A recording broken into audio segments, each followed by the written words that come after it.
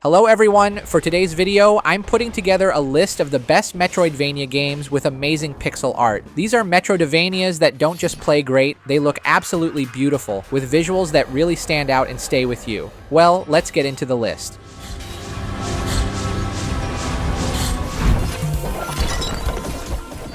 Nine Years of Shadows easily has some of the most beautiful pixel art in any Metroidvania. After a gray opening, the game opens up into a bright, colorful world, and every area looks beautiful and memorable. The music is amazing as well. It grabs you right away and makes exploring even more enjoyable. As for gameplay, it feels smooth and satisfying. Combat is easy to understand but still fun, especially once you get used to the unique system where your health and mana are connected. There's also a helpful companion, different armor sets to switch between, and upgrades that make you feel stronger over time. While the gameplay is okay at best, the game still gives you an amazing experience thanks to its beautiful visual.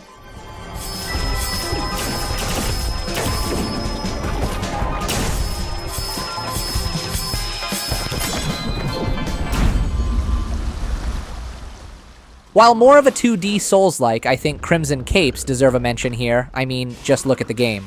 Crimson Capes mixes tactical depth with smooth, fluid combat, where every fight rewards good timing, smart positioning, and patience, without ever feeling clunky or slow.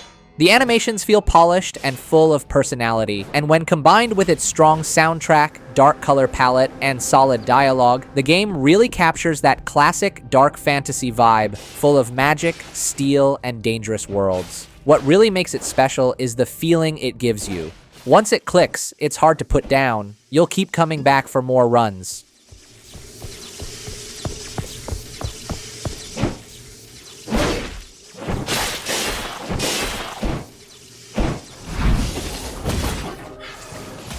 Moonscars looks absolutely stunning. It mixes beautiful painted backgrounds with pixel art characters, creating a really unique and atmospheric world. The game uses a very limited color palette, mostly dark grays with strong red highlights, and it creates a really striking look. The art is inspired by classic oil paintings, and every animation is hand-drawn, giving it a lot of detail and personality. The game's art is easily one of the game's biggest strengths, and just like any Soulsvania game, the gameplay focuses heavily on combat and parrying. You've got light and heavy attacks, skills, magic, dodging, and different buffs to customize your playstyle.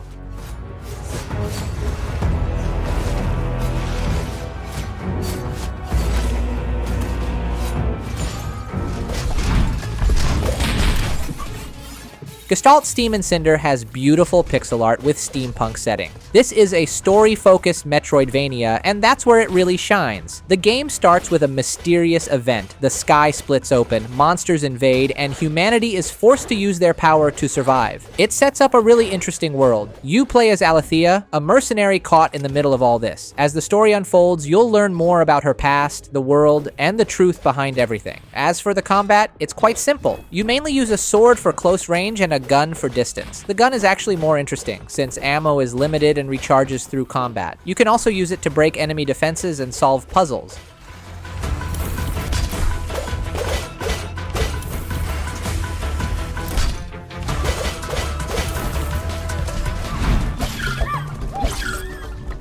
Primal Planet is an absolute gem. It's a dinosaur-themed Metroidvania with a strong atmosphere and a really unique style. It's not too long or overwhelming, but it packs in a lot of great ideas. You've got a dinosaur companion, village upgrades, cinematic moments, and even some cool story twists. And then there's something you don't see often, your family. You can hug your wife, carry your child, and move together as a group through the world. It adds a really unique and emotional touch to the adventure. Plus, your dinosaur companion isn't just for show, it's a powerful ally with its own skill tree that you can upgrade. There are so many creative ideas here, and honestly, it's worth your time.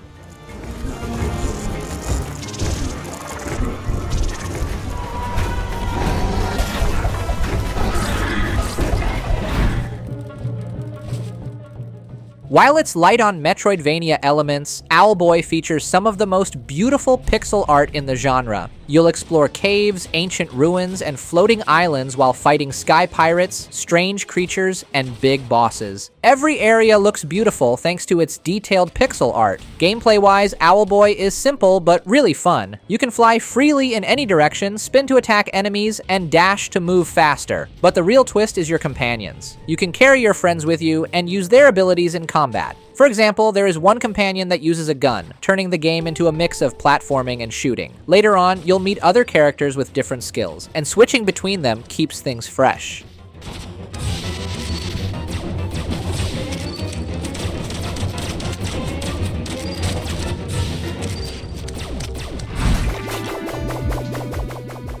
At first glance, Iconoclasts looks like a simple Metroidvania. It has colorful pixel art, smooth movement, and fast combat. But the more you play, the more the game reveals itself. What starts simple slowly grows into something much deeper, with clever puzzles and a surprisingly emotional story. The game is not just about saving the world, it's about the characters. Each one feels real, with their own struggles, trauma, and growth. The game isn't afraid to get serious, and some moments hit pretty hard. And visually, the game looks fantastic. The pixel art is full of detail, characters have unique animations, and the music really brings the world to life. It's bright, charming, but also hides a much darker story underneath.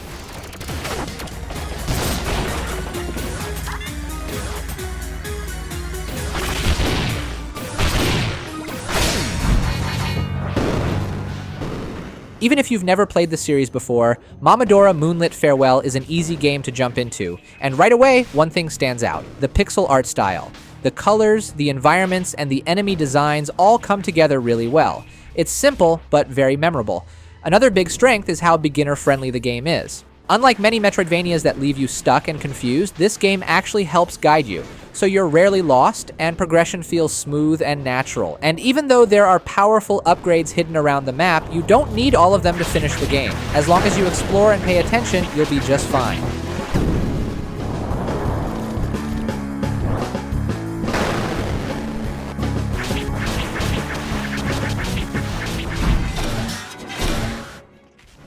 Death's Gambit Afterlife takes a lot from the first Dark Souls, especially its world design combined with amazing pixel art. In this game, you get a lot more freedom. If a boss is too hard, you can just leave, explore somewhere else, get stronger, and come back later. It really gives that true Metroidvania feeling. Explore, get upgrades, and unlock new paths. The story is also a bigger focus here. You'll get flashbacks that explore the main character's past, making it more story-driven than most Metroidvanias. The world starts off like a dark fantasy, but slowly becomes something more unique.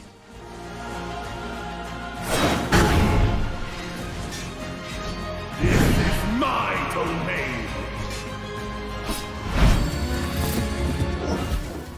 Blasphemous 2 feels like an upgrade over the original game, improving on almost everything while refining the overall experience. It's faster, smoother, and honestly easier. Instead of relying on perfect parries like in the first game, you can dodge most attacks pretty reliably. Another big change is the weapons. Instead of just one sword, you now have 3 different weapons, each with its own playstyle, abilities, and upgrade tree. You can switch between them anytime, and you'll actually need all 3 to solve puzzles and progress through the world. That adds a lot of variety and makes combat more fun. While I think the second game has better gameplay overall, I do miss the original's art direction, especially its creepier and intense designs.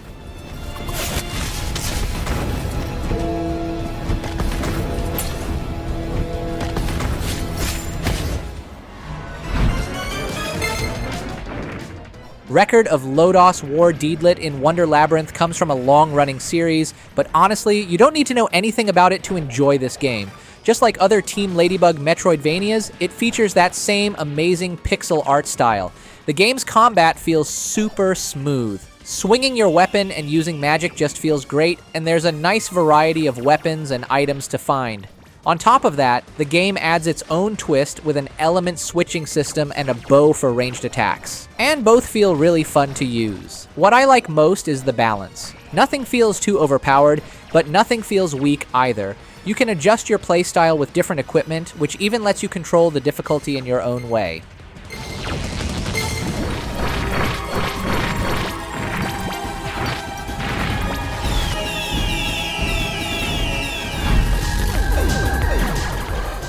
Despite being a bit of an older game, Axiom Verge is still one of the best pixel art Metroidvania games out there. At first glance, it looks and feels like the original Metroid, and honestly, it still does. But with tighter controls and some really cool mechanics, like phasing through walls or using a glitch gun to corrupt enemies. But the real difference? Freedom. Unlike many modern Metroidvanias that constantly tell you where to go, Axiom Verge doesn't hold your hand. No big markers, no constant hints, it just drops you into a strange alien world and lets you figure things out on your own. You're meant to get lost, just like in Super Metroid, and that's what makes it so special.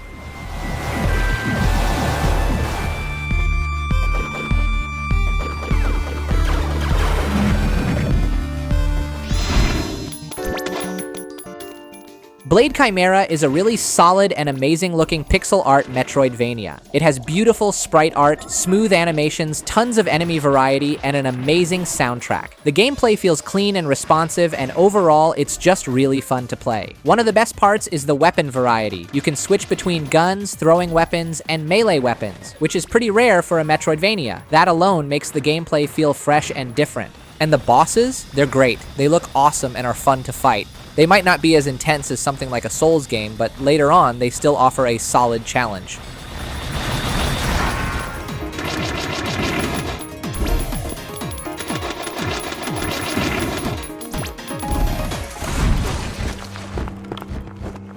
The Last Faith is a Metroidvania game inspired by Bloodborne. Full of creepy atmosphere, brutal combat, and massive, disturbing bosses, the pixel art is absolutely beautiful. Every area is packed with gothic details, dark cemeteries, flickering candles, and a heavy, melancholic vibe. Visually, the game does almost everything right.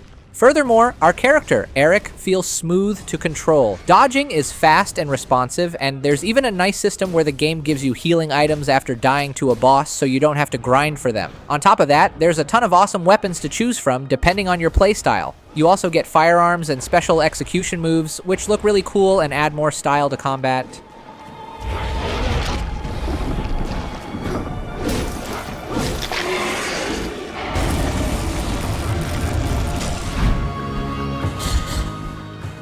Blasphemous 2 may have better gameplay, but I still think the first Blasphemous has stronger pixel art overall. The game is all about pain, suffering, and dark religious themes. Everything, from the visuals to the story, is designed to make you feel that intensity. And honestly, the atmosphere in the first game feels even more powerful. It's creepy, haunting, and beautiful at the same time. Every character you meet raises questions. Even if the game doesn't answer all of them, that mystery keeps pulling you forward. The enemies look incredible too, like twisted versions of religious figures, adding even more to the unsettling world. Blasphemous has a truly unique atmosphere that's hard to find. It's dark, brutal, and sometimes unfair, but at the same time, it's deeply fascinating.